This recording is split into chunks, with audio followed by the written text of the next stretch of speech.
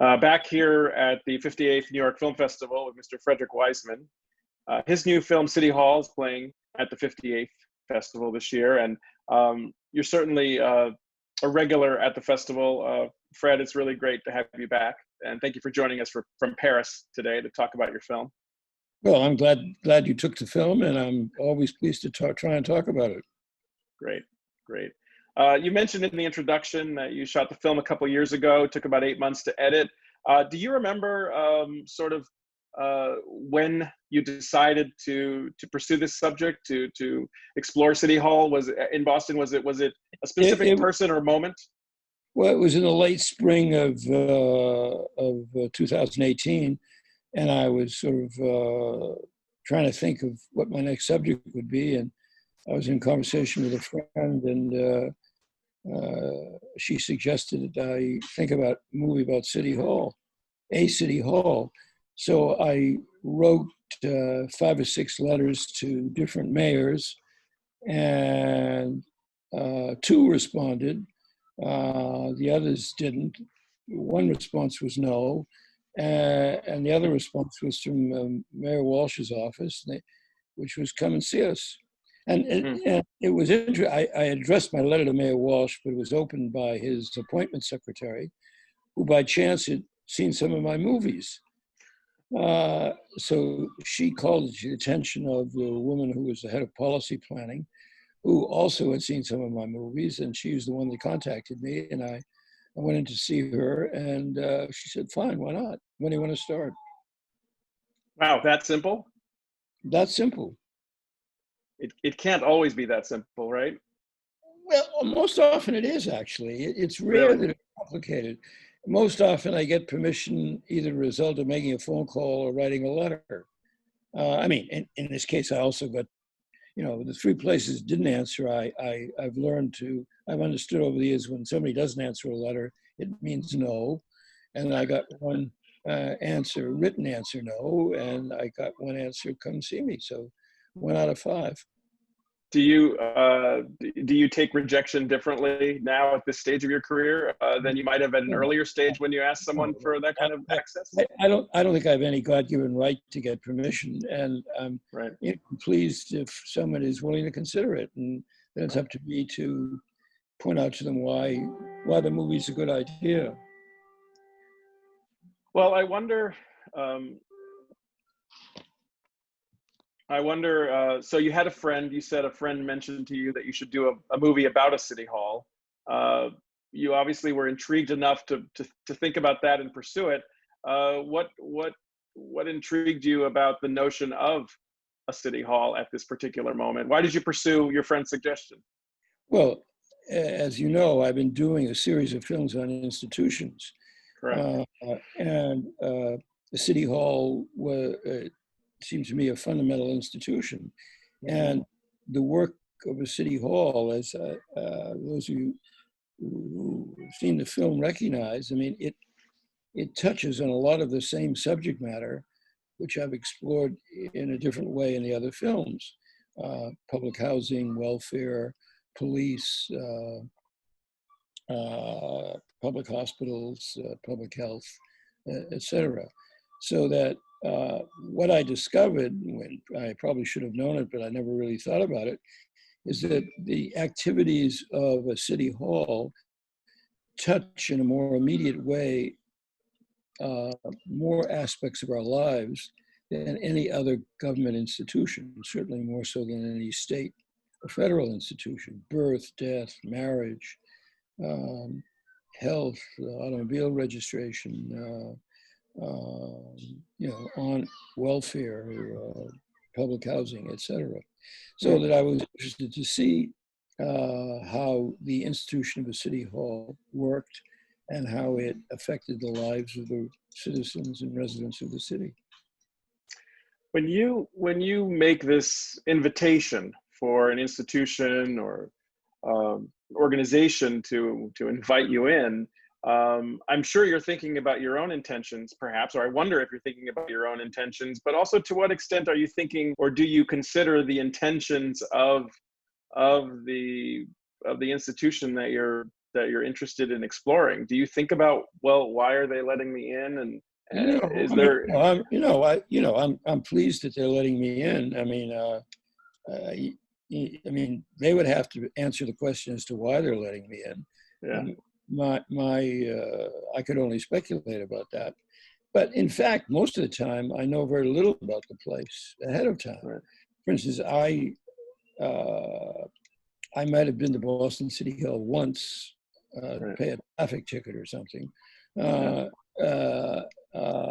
And so I didn't have any preconceived or solid view, except perhaps a little bit in the abstract of a variety of services. But it meant much more to me when I began to hang around and go to meetings and see, got a better sense of what was going on. And in that sense, the final film is a report on what I've learned. Mm-hmm. Yeah. Go ahead. No, I really don't start out with any preconceptions other than the gamble that it's a good choice, and out of the experience will come an interesting film. And that's always a gamble. I mean, like all aspects of the film, the model is Las Vegas. You roll the dice and see what you get. One of the reasons I ask about intention is because I wonder to what extent you think about how a subject or subjects are thinking about what they want to show you, are thinking about what they want you to see or what they maybe don't want you to see, or is it just the time you spend sort of breaks down any intention that a subject might have if they're trying to put something in front of you or trying to get a message across, or not? No, they weren't trying to do that because they gave me free rein, so I could go where I wanted to go. And I had a liaison at the City Hall, and if there was something I wanted to do, I say, I'd like to hang out with the fire department today or next Wednesday, and they would make arrangements for me to go hang out with the fire department. So in fact, for the sequence of the fire department, there was somebody in the car who had a radio connected to the fire department radio, in fact, we went in his car and his radio was connected to the radio for the fire department. And when they got a call, we showed up. And so, that's how I stumbled across the fire department sequence. Similarly, I called the police department, my liaison called the police department and say, I want to hang out at the station in Roxbury next Tuesday. So, and I want to be there when they have roll call. So I went a couple of days to the station in Roxbury, and then there are 2 roll call sequences in the film. And yes, but I mean, it's like that. I mean, what I ask for when I request permission is access to everything, with the understanding that they're entitled to their privacy. And if there's some things they don't want me to shoot, all they have to do is tell me. But generally speaking, I want access to everything. And I didn't feel that the only thing that I didn't shoot was the political aspect, the planning of the political aspect of the mayor's work, but that was the political operation. It had nothing to do with the actual day-to-day activities of City Hall. So help our audience and help me understand the footprint that you and your crew have. Describe the crew to me. Describe the number of roles and paint a picture of what a typical shooting day involves. How many people? How many lights and cameras? Day starts early in the morning. I mean, in case Hall, usually try to get there when they open in the morning, which is around 9 o'clock. And I was lucky in City Hall because it was open 9 to 6. Some subjects are open 24 hours, and that gets to be a bit tiring. So the crew consists of myself. I direct and I do the sound. I work with a cameraman, and the third person carries the extra equipment, the lenses and the digital cards. And we don't use any lights. Most of the shooting is handheld. There's an occasional tripod shot, and there are no lights. So the basic technique is to hang around and follow your nose and follow your instinct. So some days, for example, I would know there was a meeting, they were going to discuss some aspect of public housing or affordable housing. So I'd show up at the meeting. And if the meeting might be from 2 to 2:30 in the afternoon. Generally speaking, when you go to a meeting, I've learned you shoot the whole meeting, because the worst thing you can do is to try and anticipate what people are going to say and do. So you go to a meeting, you shoot the whole meeting, because there's only one rule. If you think you know when something interesting is going to happen, that it's going to be boring, and you stop shooting, that's the moment, inevitably, the most interesting thing is said. And during the meeting, if I'm not interested in some aspect of the conversation, that's the time you shoot cutaways.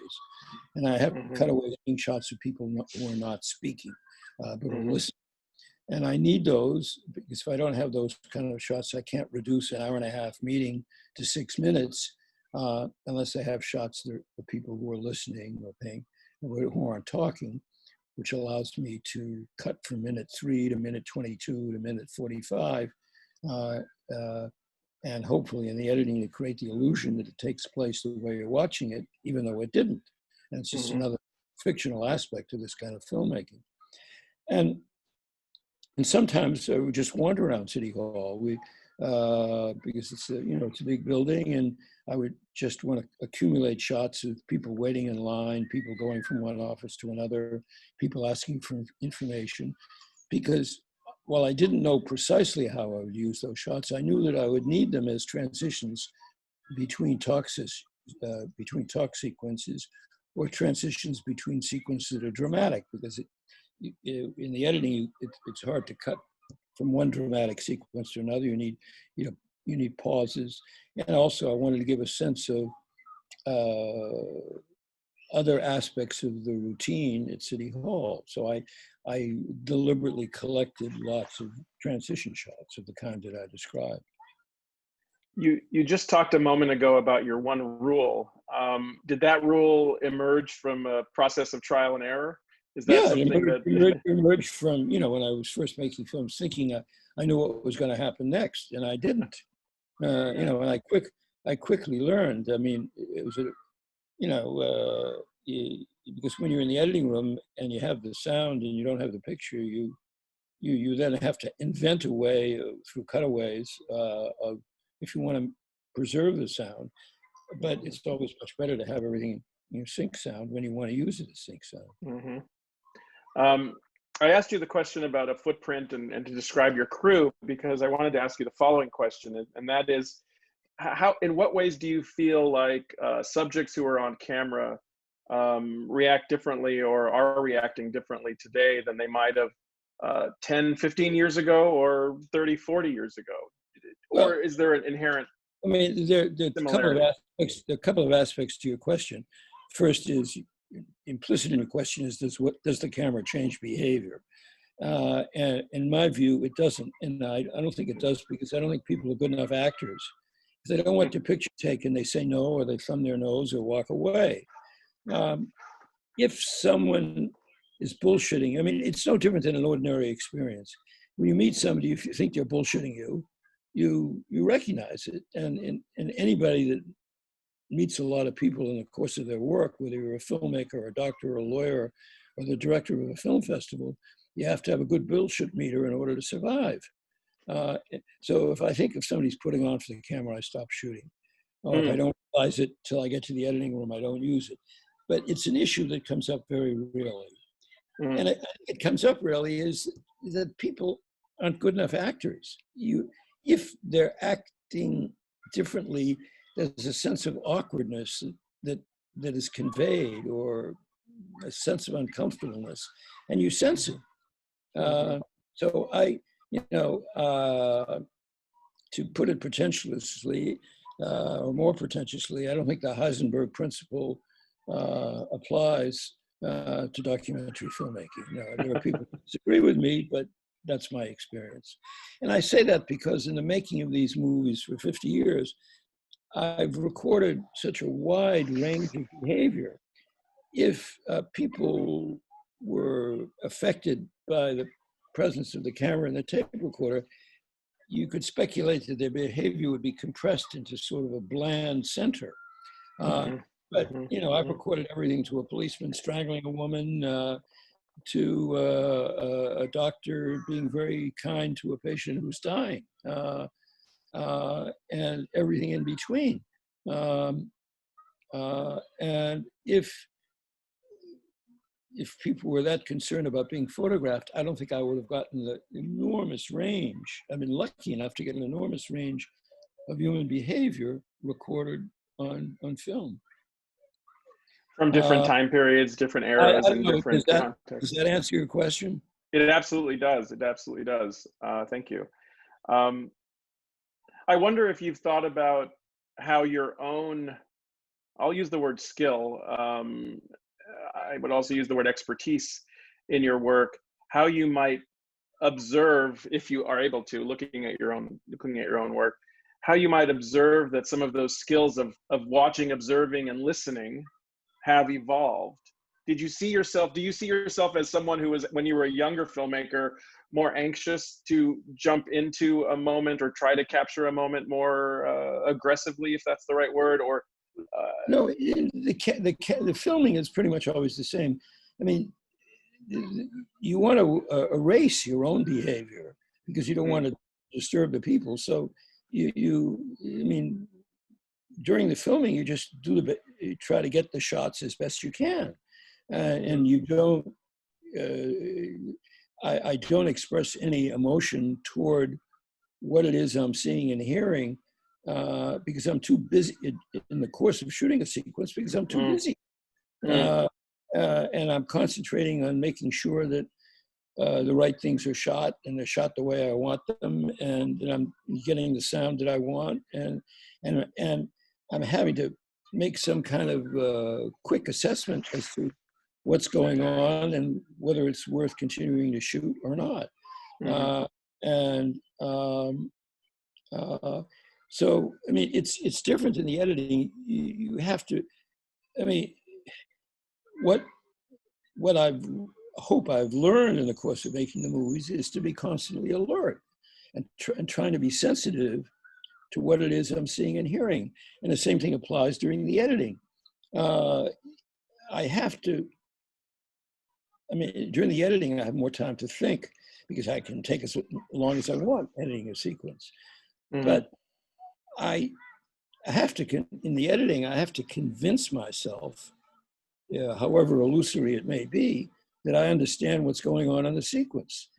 Because if I don't at least have a theory that or delude myself into thinking I understand what's going on, I can't, one, make the choice whether I want to use the sequence, two, figure out how I want to edit it into a usable form and how to reduce a sequence that lasts an hour and a half into 7 minutes. And three, where to place it. Because I have, my notion that my idea that I understand what's going on is essential for all of that. Because if I don't think I understand what's going on or have a theory about what's going on, I don't know how to, one, whether I want to use the sequence, and I won't know how to use it. So the whole process is an exercise in consciousness or self-consciousness in different form, in a different form in the shooting than during the editing. But nevertheless, I mean, it's fun to try to be aware of what's going on, at least from time to time. And it's useful. One of the things that I appreciate about your movies and have for a very long time is just as someone who likes to watch, I can watch people doing anything. And so I can watch a Fred Wiseman film about anything because I tend to, as this viewer, me, I forget sometimes the world that I'm inhabiting in your films because I just end up getting so focused on the people and their faces and the way they're talking to each other and the interactions. I forget the institution at some point. Do you think about that balance between the people who are just living their lives, going through their lives and living going through their daily life? Well, I think the balance between the individual. Yeah, I think about it in the abstract, but the view of the institution comes out really. I don't have to think too much about the institution. I have to think more about what's going on within the sequences, because the cumulative effect of the sequences is what tells you about the institution. Mm-hmm. Mm-hmm. So it's the film in its totality that speaks to the so-called institutional life rather than any one sequence. I feel like I don't want to ask you too much about the subject, because I feel like the film tells us about your perception or perspective on the subject, in this case, mayor. However, did your impression, did your expectations, if you brought any to the table from the beginning, how did they evolve over the course of spending so much more time just studying this guy, studying this mayor in particular? He's such a dynamic character. Yeah, I really knew nothing about the mayor before I started, because okay. Well, I've been living in Paris pretty much most of the time for the last 15 years. Mm-hmm. When I was in Boston, I lived in Cambridge, which is a suburb of Boston. I hardly ever went into Boston. When I was young, I grew up in Boston, and I followed Boston politics, but that was more in the time of Mayor Curley and Edwin O'Connor's novel, The Last Hurrah, mm-hmm. than contemporary Boston. So I really didn't know much of anything. And, in the course of, I met the mayor before the shooting started, but in the course of the shooting, I was with him a lot. So I formed the impression of the mayor, which you see in the film. Mm-hmm. Mm-hmm. Mm-hmm. Mm-hmm.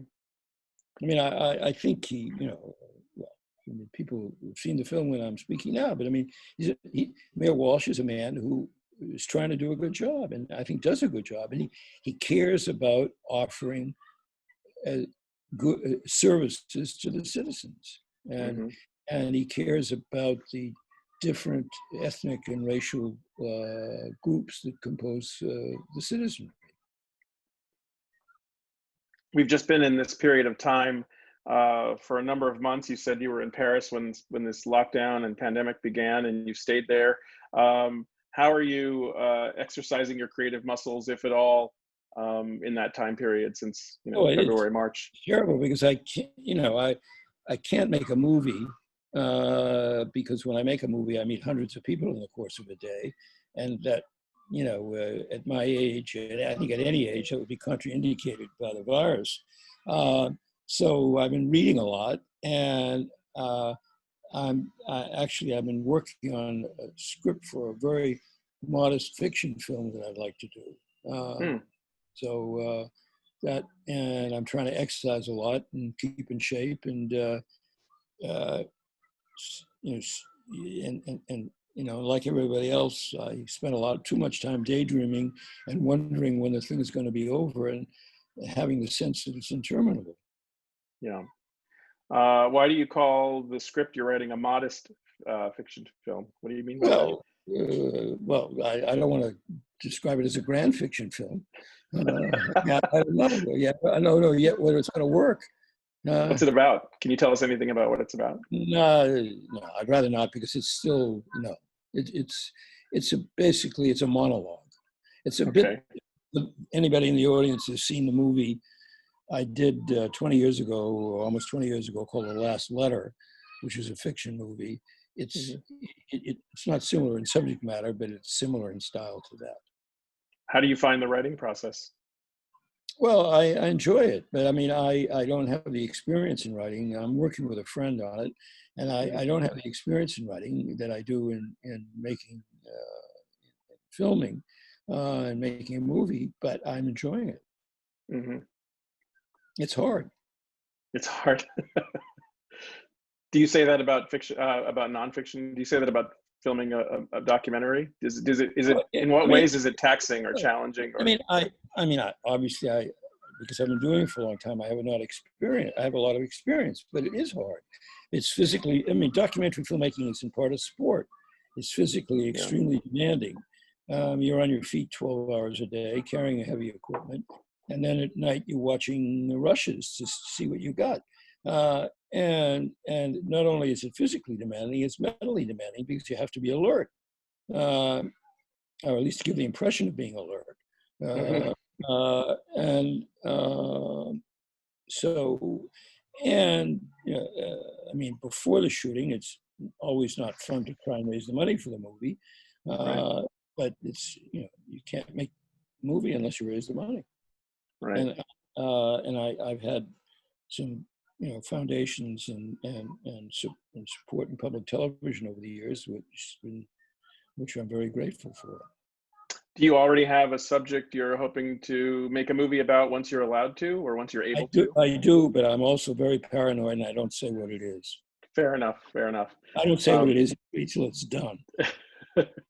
But there was nothing else that you had filmed that you were editing when the lockdown started? In fact, I finished the color grading of City Hall on March 12th. Oh. I think Paris got locked down on March 14th or 15th. Right. No, I was very lucky. Yeah. And, I'm waiting for, like everybody else, for the time when this horrible period is over. Right. Assuming it will be over. But I read the other day that only 37% of Americans get vaccinated against flu. So, I mean, let's assume 50% of Americans get vaccinated against the virus. Right. Still mean it's going to be hanging around. Yeah. It's a discouraging thought. It is. It is. I'm focused on the word interminable you used earlier. So I'm focused on the word, you used the word interminable earlier, and I'm focused on that word right now.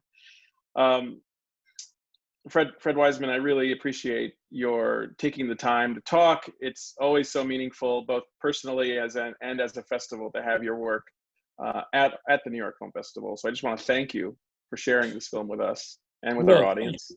Thank you, and thank your virtual audience, and I appreciate your interest in my films. Always. Have a nice evening in Paris, and thank you for talking today. Okay, thanks. Bye-bye.